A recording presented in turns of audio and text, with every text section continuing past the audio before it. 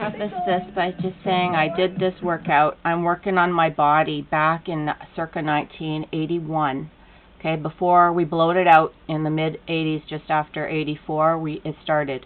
Then then there's been a lot of things that took us away from ourselves. We're trying to get back to this body shape, which is very similar to a bird in flight, or a fish or a dolphin flying in the air and taking leaps. And same with our haircuts. They were called the budgie, or named after birds because they were feathers of different lengths, but everything was able to flip forward or backward. So this is the zenith of humanity. This is the body that everyone is envious of, and they keep trying to take it away, because when you're 10 pounds overweight, you can't do these jumping moves because it's not comfortable.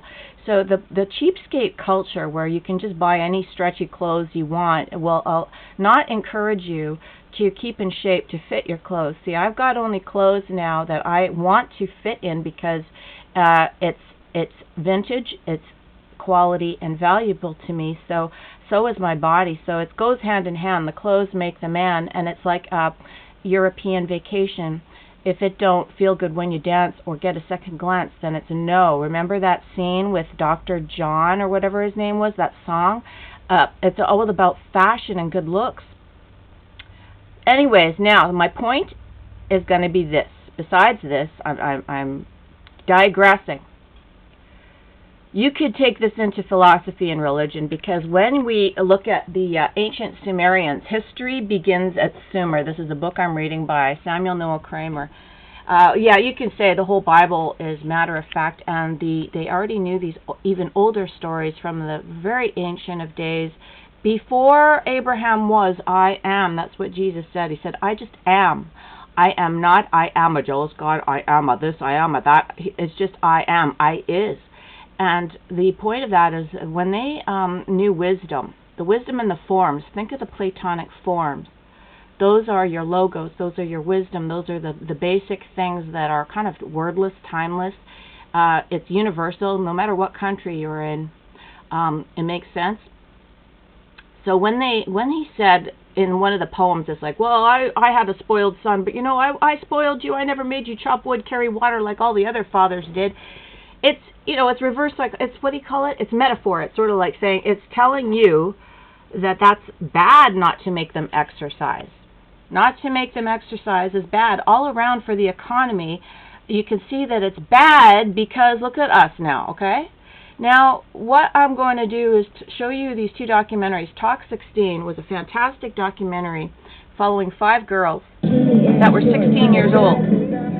And I won't go into it too much. You can look at it for yourself. But here's a good clip of one of the girls talking about boys and the condition of boys. And then they followed it up by Talk 19, 13 years later, just a short follow-up. And I'll show you the difference in only 3 years. This is from 1990 to 1993. Okay, so we're going to see just what she says about the boys, and then what she says later about going to college. This is high school, remember. This is only Talk 16. All right. I personally think this is fascinating, because you go into college, you come out another person. People first meet us, they just sit there and they stare at you, and they automatically judge you as being a rich bitch snob who always gets their way again and everything like that, but it's not like that, and I'm not like that. I just have problems like everyone else does. Guy problems, family problems, school problems. It seems that every single person that goes to a private school is suspected to have, like, money trees growing in the backyard, but it's not like that at all. There's a lot of people that parents are seriously working because they want their kids to have better education, or they think that they will, from private schools. My mother is one of those people. Yeah, my mom works hard because my parents, when they first got married, my dad was going to pay for all my sister's schooling, my mom was going to pay for all of mine, so my mom is the only one that pays for it. And she works hard to pay for it. I don't know, I don't think money's really important, but I know that I'm the kind of person that would love to have horses in the backyard and a pool that I could go into, indoor, outdoor kind of thing. But everybody does, I think. I mean, everybody dreams about living in the castle with the perfect guy. So. Do you think it will come true for you? No, probably not. It doesn't come true for many people, and I'm sure I'm not one that it will come true for. But I guess that's why I just have to strive harder myself and try to make me being the one bringing in the money, and then it's up to me whether I have horses and indoor outdoor pools and I don't depend on somebody else. So could you live without boys? No, not at all. I'd die. I hate them all, but I couldn't live without them. You hate them? I hate them because they cause the most problems in any girl's life. Completely. By doing what? By just being obnoxious and pretending that they care and then turning off and then going back and caring again and then finding another girl, and because they break our hearts. Isn't that cute? Now watch her in college 3 years later. First of all, her hair's gone to pot. She needs bangs. She's very intelligent. She's got a high forehead. Now, just a bunch of drunken slobs in university. What do the guys like here at Bishop? Listen to the guys. She says The about guys guys. are great. They're really nice. A lot of them are very outgoing, and they're very into, like, close friendships with girls, but they're not a lot of hardcore relationships like we are going out and this is my boyfriend. It's kind of like everybody all together is one big family, and amongst it people kind of fool around and stuff, and you've got a lot of really close friendships with them. So when you say fool around, people sort of sleep with each other? Yeah. But not even sleep with each other. Although this seems strange at university, a lot of people here are cuddle bunnies, which means like they're the kind of guys that you'll have one guy that you'll rent movies with a lot and snuggle up and watch movies, or come home and just snuggle up with and sleep with. True. Like a lot of the guys are very orientated that way. Yeah. They're not. It's nice because they're not like just take you home and fuck you and that's it, which is nice. Is it really, though? Is it really? Talk about digression from 16 to 19.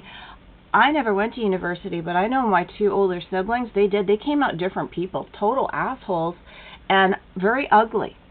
But this is the big, you know, between the 80s and the 90s, too. Remember, look at her fashion.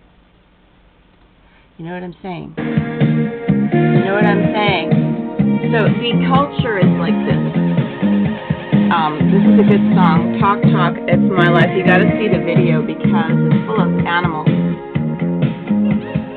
But I'm gonna continue along. This Talk 16 is worth seeing. And within 3 years, you can see a lot that you can understand in metaphor. What we're not being taught is metaphor. Okay? I can't find what I'm saying. But, okay, the point is this. Ancient history. I want you to know the definition of religion. It comes from the Latin ligare, which is like the same as ligament, ligatures. That's religion. And you never want to identify yourself as your ligatures, do you? Now that we have DNA, we can prove that you can't fall back on either a race or a religion. What you gotta fall back on is your body. You gotta fall back on your actual soul, which is different from spirit, because a cockroach has a spirit. These girls are awesome. This girl's a super high IQ Korean girl, like from a really religious family. It's absolutely hilarious. And her family, so they're following. And then this girl is really down in the dumps. I think she's doing okay now. And so it's a real juxtaposition of a private school girl, a down in the dumps person living almost on the street with lots of boyfriends, a religious girl, another crazy girl who's always sarcastic.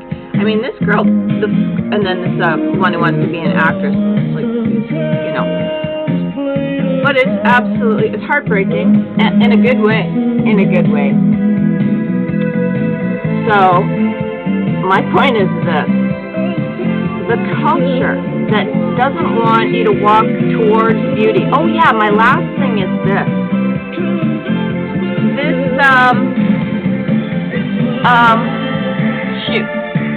12 months of a monastery salad. Okay, this cookbook by Victor Antoine Davila-Lacurette. This is a monastery's cookbook from one father, Jesus. Now, what they did was they reprinted it, and of course fucked it all up from the good old version from the 70s. And what they do when they redo things is they fuck things up. They take the soul out of it, and they make it into a progression. They say, oh, just like any book, it has a progression to an ending. That's what they're doing, is they're progressing us to an ending. That's like a lemming. That's not how life really is. Life should not progress to this dead end. Get it? Life should not progress to a dead end. And here she is on her rowing team. She would get up at 4:30 in the morning and row from 5 to 7, 2 hours. She had to quit that. Too young. Everything is not in its right order. Like, see, youth is wasted on the young. Now that we're old, we should be sponsored free to have free teams of rowing. Now that we're old, that's a perfect exercise for old geezers, not for 16-year-olds. So you see, things don't need to progress like the communist, Maoist, CIA way. Things should not be progressing to a dead end. Not progressing to snuggle bunnies in college, okay? Things need to be in order, where things are not wasted on different ages.